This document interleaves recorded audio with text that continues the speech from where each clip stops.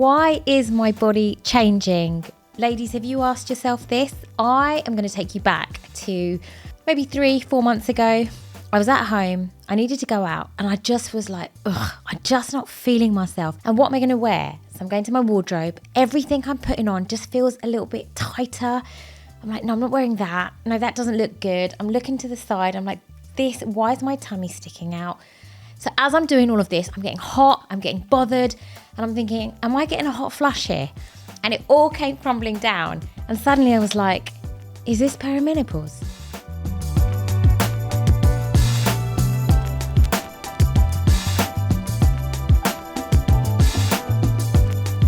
Hey ladies, if you're enjoying these incredible conversations with these phenomenal women, then please hit subscribe and follow across all platforms. It's such a small way that you can help me keep bringing you these amazing stories with these women who are truly rewriting what midlife means. It really helps me serve you so much better, and it helps to reach as many women that need to hear that little whisper at this exact moment in their life. It's your time. I'm Joanne DaCosta Manuel. I'm the host of It's Your Time podcast. And as many of you know, I am super passionate about supporting midlife women, helping them reframe the way that they look at midlife and realize that they've reached a point where they have more confidence, more wisdom, more knowledge than any other time. And actually, by making a few tiny little shifts, they can actually live a really happy, fulfilling life and do things that they've never ever done in their life up until this point. So today I really want to talk about our bodies, the changes. This actually is the number one issue that women in midlife are struggling with. Just the way that they look in the mirror. That could be changes to their body. It could be to their skin. It could be just to the way that they feel about their reflection. In fact, 66% of women feel so disconnected from their body that it actually then has a real detrimental effect on their confidence and actually their quality of life.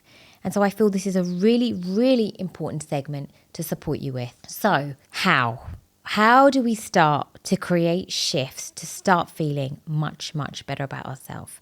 I think one of the first things is to really start to identify with that little voice in our head, because there's always fear, and that little voice of fear starts to creep in.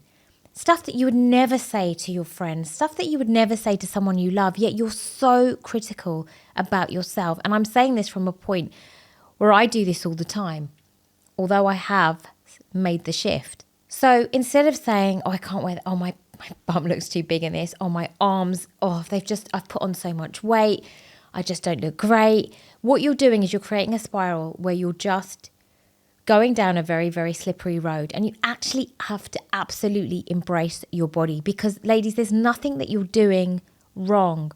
It isn't that you've let yourself go, that you can't just shift the weight, that you have no control, that you're never going to get back to how you once felt. You absolutely can. But this, and I cannot stress this enough, this is biology. It's doing what we do when we reach midlife. And I will be the first one to put my hand up, ladies, and say that I was a little bit smug about this. I absolutely was. I was like, midlife, perimenopause, menopause, okay, great. But I am a little cozy size 6. I don't really shift in my weight. I eat really well. I exercise. I'm really conscious about what I put in my body. So in fact, this stuff is for all those women that don't do that. But for me, now I've got this when I get to it. And I'm absolutely in it right now. And I'm absolutely feeling all those things. So we can't escape it. This is biology. So let's not be so hard on ourselves, and let's just identify that this is a place that we are all going to get to. Some of us might have more struggles than others, but this is how we are. This is life. This is the journey that we are on as women. So start changing that inner voice and start saying nice things to yourself. Yeah? Be grateful for actually, making it to midlife is such an absolute gift. And I've always said to people, every line tells a story of a journey that we've been on. So start looking at yourself with nicer eyes and just stop giving yourself a hard time. I think that would be the first thing. Let yourself off. So those really positive affirmations that you start to believe in yourself will quieten down that negative voice and open up a much, much more positive voice. And I think that's so absolutely crucial. I would then say another really good tip is dress for your size. So wherever you're at the moment. So for me, a lot of my frustration was that I would then go to my size 6s and they would just feel tight. Things wouldn't fit the way that they did. And I was determined that I was going to fit in it and that I wasn't going to get rid of this size 6 dress because I was going to get into it. And I would go out and I'd feel uncomfortable because my body wasn't feeling the same. But when I decided to shift to the next size up, for a small moment of time, I'll say, it didn't last forever, I went out and I felt more comfortable because I was dressing to suit my body size at that moment. And it could be that you've just put on a few pounds, but I think if you put so much pressure on yourself to fit into what you did maybe this time last year, not only are you going to feel uncomfortable, but you're going to start feeling really bad about yourself. So my second tip would be dress to fit the size that you are now. Hey ladies, so I am so excited to invite you into my free Leading Ladies VIP club. It is absolutely jam-packed with celebrity tips, expert advice, and some very special exclusive invites. So look, click on the link in the description now and sign up, and I'll see you in there. Be really conscious as well about what you're putting into your body. So whilst this is biology, there are some things that you can do to help it along the way. Now, there's so much out there that you can read about, that you can listen to. I'm just going to share with you a little insight into maybe my morning routine. And there's a full episode coming out about this later on. But for now, let me just tell you some of my life hacks. So I'm just going to share with you some of my little life hacks. So in my morning routine, the first thing that I reach for now isn't the coffee, because when we sleep, our body dehydrates by about up to 85%. So the first thing I want to do when I wake up is reach for a glass of water, and I always put my electrolytes in it. And I've tried a few different ones, so you'll find one that really suits your taste and what you can stand first thing in the morning. But I am hydrating my body the minute I wake up. Then I'll have my coffee, and I'll make sure that I'm having protein with my breakfast. Like, this is really, really big. Make sure that you are looking after your blood sugar from the moment that you wake up, because if you don't, you'll start to kind of crash and burn very, very quickly.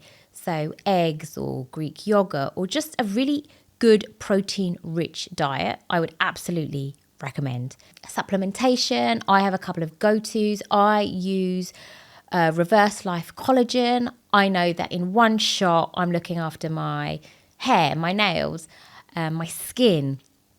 I'm getting my biotin, my vitamin C, my D3, like everything I need is in that one shot, because I have a very busy lifestyle that I need things that are quick and on the go.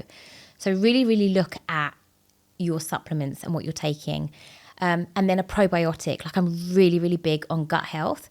I think at the moment I'm using Simprove, but I never stick to one. I always rotate them, because especially with gut health, you really need to make sure that you're getting different strains in. So you don't just buy one and stick to it. So kind of every 3 months, change it. But I'm just telling you about what I do, but you will have your own things that you do. But start a little morning ritual, because if you start your day as well, putting goodness into your body, this is going to make you feel so much better that you're subconsciously serving your body, starting the day off literally on the right foot. So I'd really, really hone in on that as well. So look, what if you don't do this? If you don't start talking to yourself with more love, care, TLC, appreciation, if you don't start being mindful about how you feed your body, things could continue to change. And that could then have a really big detriment. And this is what we're seeing when women start to shrink. They start to shrink in the way that they feel about themselves. Their confidence starts to lower. They start to feel invisible. They start to feel like life is starting to pass them by. And these are all kind of pillars that start to add to you feeling like that. So when we look at our body as a whole, we need to understand that it's not just about how we look on the outside and the superficial, but when we start to really understand our body, the changes that it's making, and we start to serve it better, we're going to look better, we're going to feel better, but we're also going to really be taking care of our future. Like, this isn't about chasing our youth and going back to who we once were. This is about actually really future-proofing what our life looks like in the future, how we show up, how we turn up, how we feel about ourselves mentally, emotionally, and physically. There's that really famous saying that a healthy person has a million dreams. I want to do this, I want to do this, I want to go here, I want to do that. But the minute that sickness hits, a sick person only has one dream. And that dream is just to get better. I do. But it is what it is. And I'm just going to work with it. And when I finish doing this, I'm going to take some things to help fuel my body. I'm going to hydrate it. I'm going to get my electrolytes in my water. So I'm going to have little life hacks that are going to help me along the way. And so I absolutely want to leave you, ladies, with this one thing. Your body is beautiful. It is here to serve you. How lucky are you to wake up and live another day in this beautiful body? Let's just start serving it better so that we can not only fuel our body, but we absolutely can fuel our mind.